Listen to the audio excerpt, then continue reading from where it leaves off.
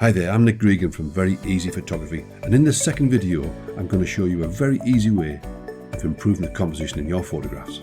But first, I want to say you'll hear lots about rules as you begin your photography journey.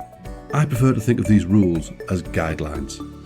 So try to keep that in mind as you move along your photography journey. Now, if you haven't heard about the rule of thirds before, that's okay, because most people haven't. But as soon as it's explained to you, it becomes blindingly obvious. Like anything, once you know it, you know it. And this rule is called the rule of thirds, and this is how it works.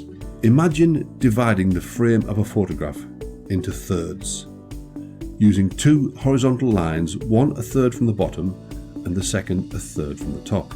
Then, in the vertical, think of using two vertical lines, one a third from one side and the other a third from the other side.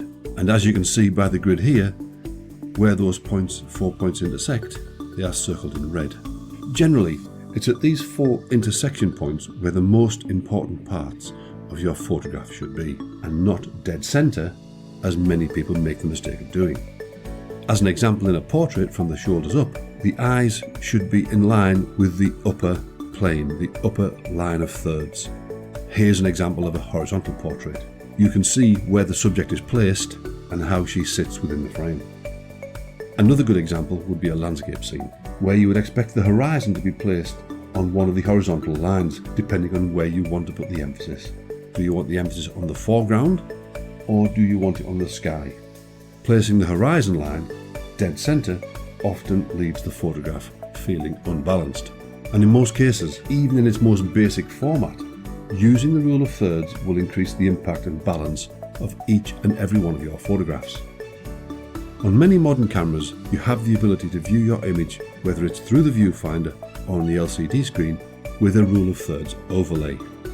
This allows you to use the rule of thirds in your composition. Try practicing using the rule of thirds and check out to see if your camera has a rule of thirds overlay. Obviously, with all rules and guides, there are exceptions, and I'll go on to discuss that in much more detail in the full Welcome to Photography course.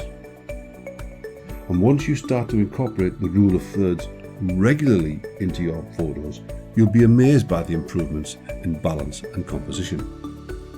And of course, there are many other rules in composition.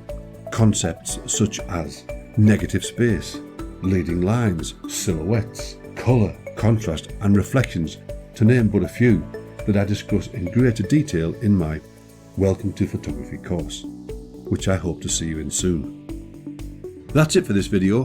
Thanks for watching, and why not join me in the next video on exposure, where we'll be discussing how to get the perfect exposure on every photograph.